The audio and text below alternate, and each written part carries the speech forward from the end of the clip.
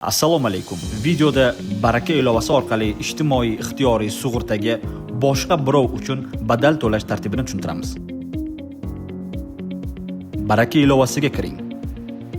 Asosiy menyuda ijtimoiy sug'urta bo'limini tanlang.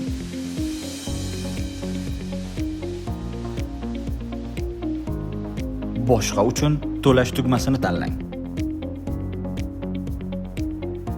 Siz badal to'lamoqchi bo'lgan shaxsning JSHR raqami hamda telefon raqamini kiriting. To'lash mumkin bo'lgan boshlang'ich badal summasi bilan tanishing. Summani kiriting. To'lash tugmasini bosing.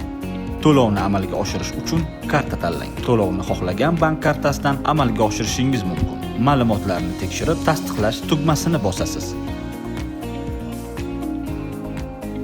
To'lov muvaffaqiyatli o'tdi. Tabriklaymiz. Siz boshqa birov uchun sug'urta badalini to'ladingiz.